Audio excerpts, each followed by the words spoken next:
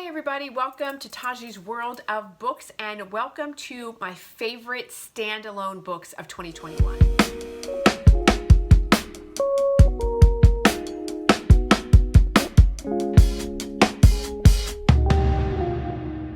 Hey you guys, so I am going to be filming a series of videos outlining my favorite books of 2021.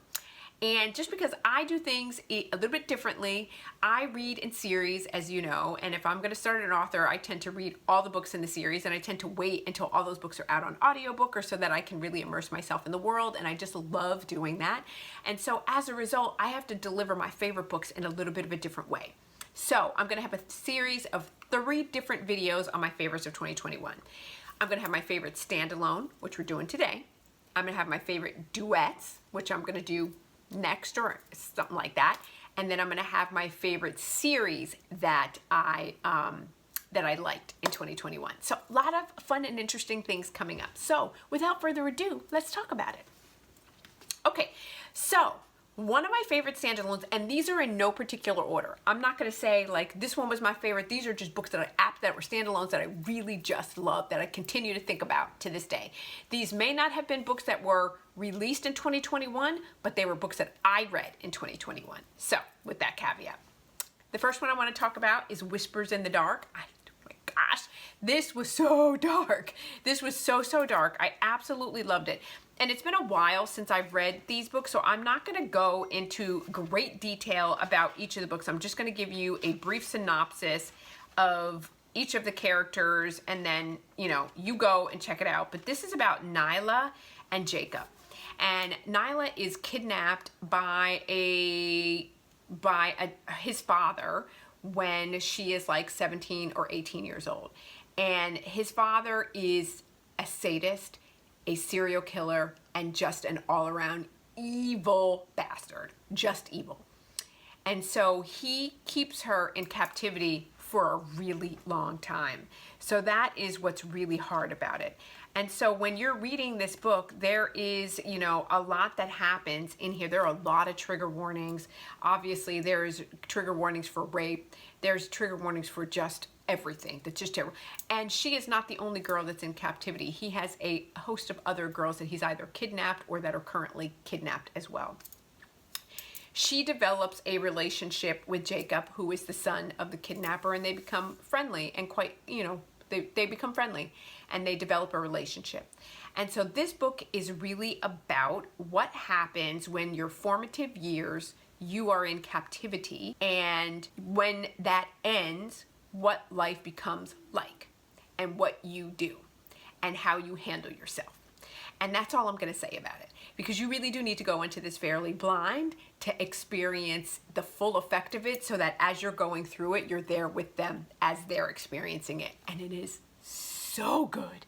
It's gut punch, it's heart-wrenching, it's beautiful, it's twisted, it's sick, it delivers. It's just so good. It's really, really good.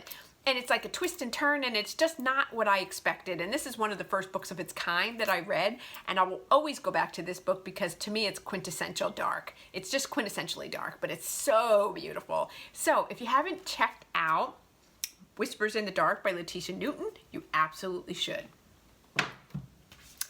Switching gears a little bit, I recently read Misadventures of a Curvy Girl by Simone, and I absolutely loved this book. It is so good. It is a small town romance situation. It is a menage situation, and it is about Caleb, Ben, and Ireland. And Ireland is insecure because her whole life she's been judged based on her curvy body. And she does not have those beautiful curves where you have like a perfect hip to waist ratio. She is like, she's just an apple, curvy girl. And she's been judged, and she had a boyfriend previously that she dumped, which she needed to dump because he was a total asshole. And he just made her feel terrible about herself. And as a favor to her boss, she gets sent on an assignment where she's to take pictures of this old farmhouse, and she meets Caleb and Ben. And it is so beautiful, and so it's glorious, and it's a small town romance, and you have, you know, grumpy sunshine hero, kind of like two different characters, like, you know, Caleb is one way and Ben is completely another. You've got PTSD because of being in Iraq and being a war veteran, and Ireland is dealing with her own issues, and it's angsty, and it's really spicy and steamy, and it's so good. It is really, really good. This is an absolute 5 out of 5 star. It's so fun. You know, Sierra Simone writes really well. She writes great, steamy, smutty scenes, but she also writes good character development and great character relationships and great dialogue. And so that's all there. So if you want something quick, to the point, and that's gonna get your blood going, but also, you know, I love a good menage. And they're just, romance is just really, just, oh my God, it's so sweet. But it's also, they work for it. They have to put in the time. Like, it doesn't come easy. They have to figure it out, because a menage is not something that you just go jump into and be like, yes, let's do it. Because Caleb and Ben have been together for a really long time, and they're looking for a third to complete it. And because Ireland has such self-esteem issues, she doesn't think it's ever possible that anybody could ever want her the way that they want her. So she has to battle with her own demons. Ben has to deal with his demons, and Caleb is never going to leave Ben. So they got to sort it out. It's great. It's so good. Trust me on this. Misadventures of a Curvy Girl. The next, let's go back into the dark land. Let's go back into the darkness. So, R.I.P. This book is twisted. Okay, this book is really twisted. This is by Charity B. I love Charity, and I got a bunch of other books on her TBR. And like, I don't even know how to explain this book. There's Malachi and Adriel, and then their parents. So let's talk about it. So their parents, and I don't remember the parents' name. So let's just say there's 4 characters, because I don't remember the names of the characters, so that's okay, you'll figure it out.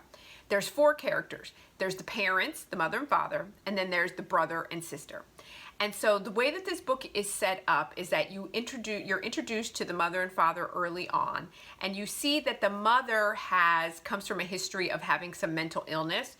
The mother and father work as morticians, and they have a mortuary that is located at the bottom of their home, in the basement of their home. That's their job.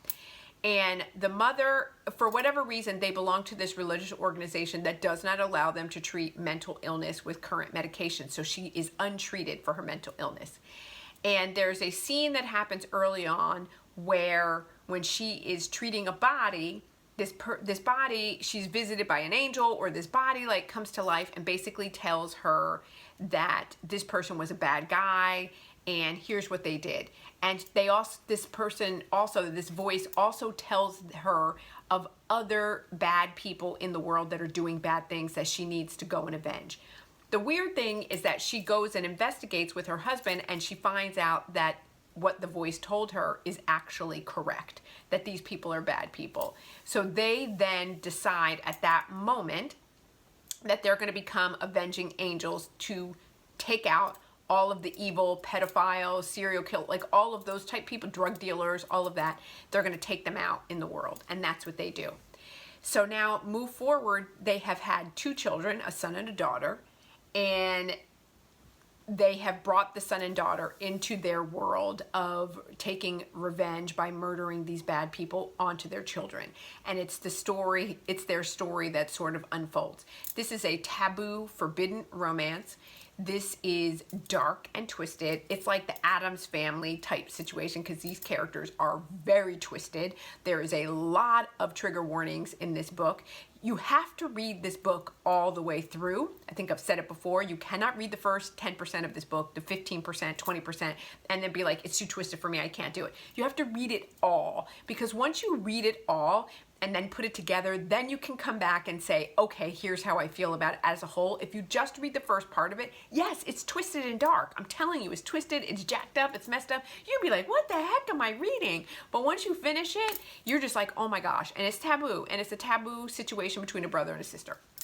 I'll just say that, okay? I just put it out there. But there's a lot of other stuff that goes into it. So if you are easily triggered, check out the trigger warnings, but it is so worth the read. It is such an interesting, fascinating read. I still think about this book to this day. I don't think I'll ever forget it. It's really, really good. And that is R.I.P. by Charity B.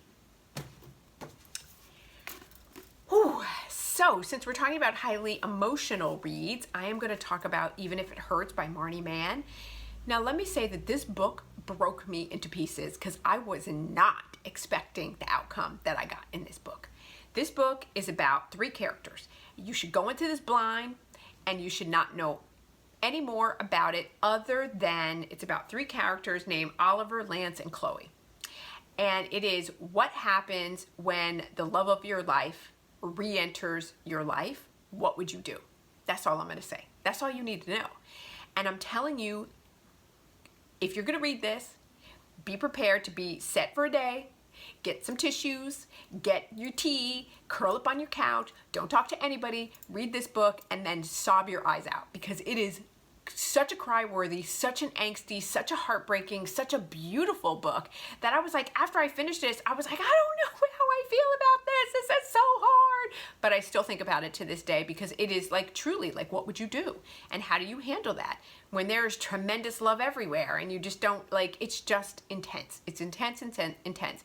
And I haven't read anything else by Marni Mann because I'm like, if you're going to do this to me in every book, I don't know if I could trust you as an author. So I need a little bit of a break from you, and I'll come back in a minute. But I have since found some other things that I want to read by her, so I will do that. But this book is a gut punch for sure. So be prepared. And it's a tearjerker, but you're going to love it. It's so good. That's even if it hurts. The next book that I want to talk about is Don't Kiss the Bride by Tillie Cole. I absolutely love this book. This is about Jude and I don't remember, what is her name? Skylar. Jude and Skylar. And I love this story. It's so cute. It's so angsty. There is a lot of representation from mental health issues to health issues to, you know, challenges, financial challenges, lots of difficulty, lots of stuff that was brought up in this book. So Skylar is a high school student. She is like a throwback. She loves her like 80s style. I think she drives a Corvette. Like she just looks like she's just stepped out of a Whitesnake video. Like that's how I think of her. She just stepped out of a Whitesnake video. And Jude, Lucky, is like a tatted construction worker. He owns a construction company, and he is, you know, across the street working on a site. He sees her, and she turns out to be a girl that like is in desperate need of someone to help her. And so she lives at home with her mother, and her mother is a severe hoarder, just a severe hoarder. And so as a result, Skylar's life is severely compromised, and she's got a lot of health issues as a result of living in filth and squalor that her mother has created. And Lucky basically steps in and creates a marriage of convenience to help her get health care so that she can, you know, take care of her life, that she can get therapy, that she can address her medical issues. And it's like, what happens as a result of this marriage of convenience, and where do things go? It's highly angsty. It's highly emotional. I love Tillie Cole's work. I know that there are other people out here that say that her books are unnecessarily angsty, and I just don't think so. I think this was very well done. I thought it brought up a lot of issues of concern, because there are a lot of people that live in, you know, situations where if they just were given opportunities, things would be different for them. And so I just love this book so, so much. And it also, like, it created angst because there were other people that thought that they were helping that butted their nose in, that you were just like, if you just mind your business, like, they'd be all right. But at the same time, if you didn't have people that butted in when they were needed and they didn't, then you'd feel guilty if they didn't. So just read it. If you haven't read it, Tillie Cole is so good. Don't Kiss the Bride delivers in so many ways. It's a 5 out of 5 star. It's spicy, it's steamy, it's yummy. It's just good. Okay, so the next book that I read in part of my most anticipated menages was Breaking Perfect by Lydia Michaels. This is so good.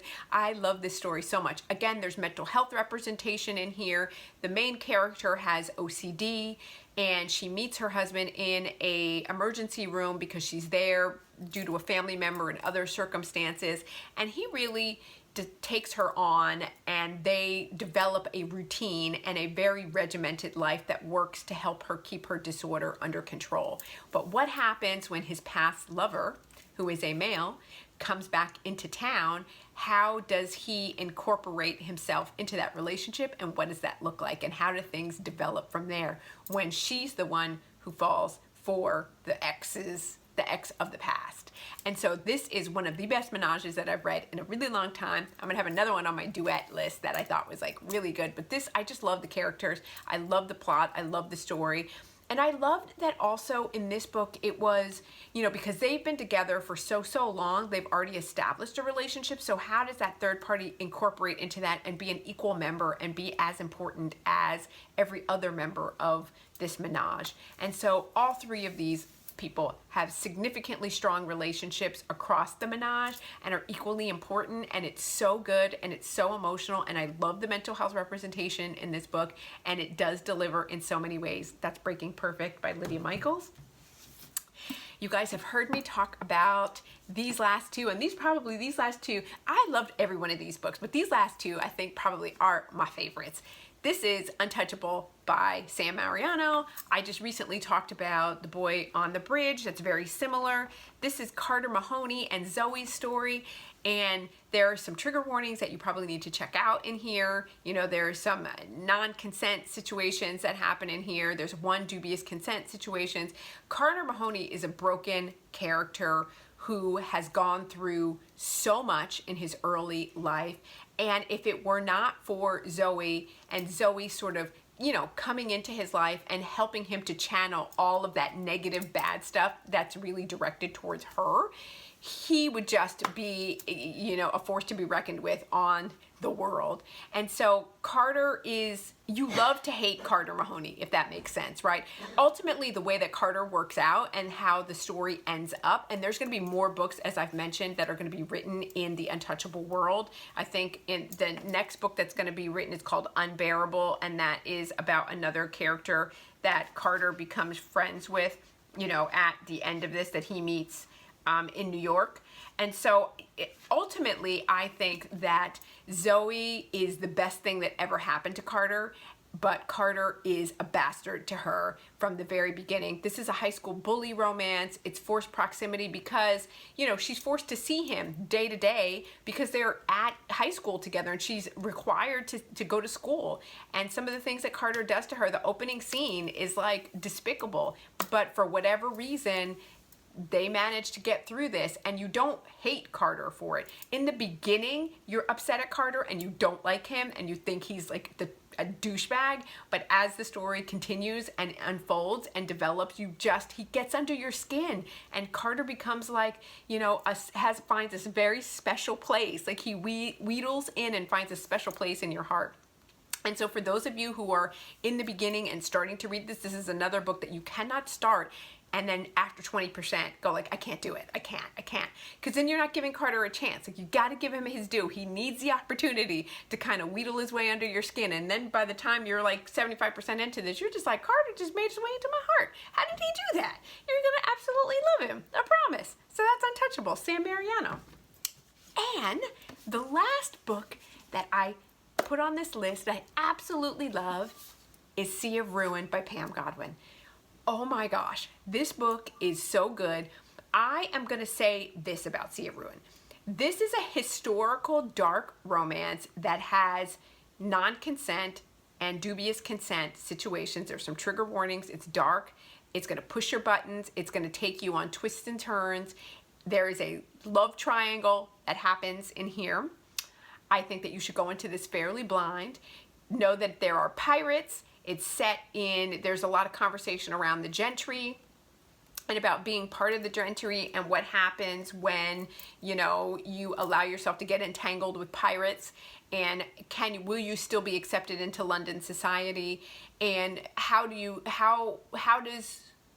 view having a woman pirateer and what happens as a result of that.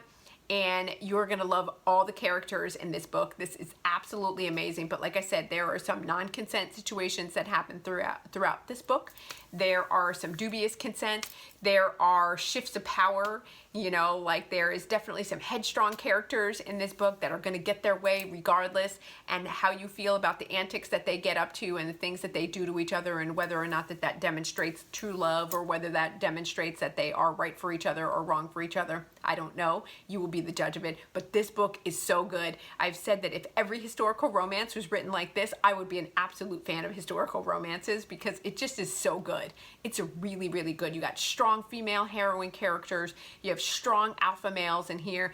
and they both like they don't butt up against each other and crash. Once they work it out, they complement each other, and it's like all of their angsty energy that they bring to the table only serves to strengthen the bond and the relationship that is needed once they work through their issues. But until they get there, it is a real struggle. Now, I am going to say that this book does have a novella that's called The Sons of Libertine. And she tells you where to read The Sons of Libertine in relation to this book. And I believe it's after the 5th chapter, before the 6th chapter, because in the time chronology, that is where that fits in. And I am going to suggest that you do read it like that. Pam says in various sort of postings that you can read it wherever you want. You can read it before, you can read it after. But in the timeline, it doesn't really make sense unless you read it in between 5 and 6. Because there are some things that happen from 1 to 5, chapters 1 to 5, that you're like, I'm right there, I get it. Then when you read The Sons of Libertine, you're like, what? It's a little bit jarring, right? A little bit. Like, you see where it fits in, you get it, but it's like a time jump that happened. Where it's more jarring is once that time jump happens, you read The Sons of Libertine, then you go back to 6, you're like, wait, that was another huge time jump. I don't know how we just got from that to this, but it'll all make sense as everything sort of wraps up and winds down. So I would recommend that you do read The Sons of Libertine in between 5 and 6, like it recommends. So that is Pam Godwin. See everyone. So you guys, that is all that I have for today. That is my list, and I didn't even want to go with like the top 10. I just wanted to like pick my standalones that I thought were just phenomenal reads, that I still think about this to this day, that I really loved, and those are those. And they're varied. They're all pretty dark. You know, that's my jam. So that's the direction I'm going in my life these days, any day. Yeah, so that's all that I have to say, you guys. Please like this video, please subscribe, share it with your friends. I love talking to you guys. This is like the greatest joy that I have created in my life, is like doing this YouTube channel. It's so much fun and I'm really enjoying it. I hope that you guys enjoy it too. So please like and subscribe and come hang out with me more. I'll see you next time.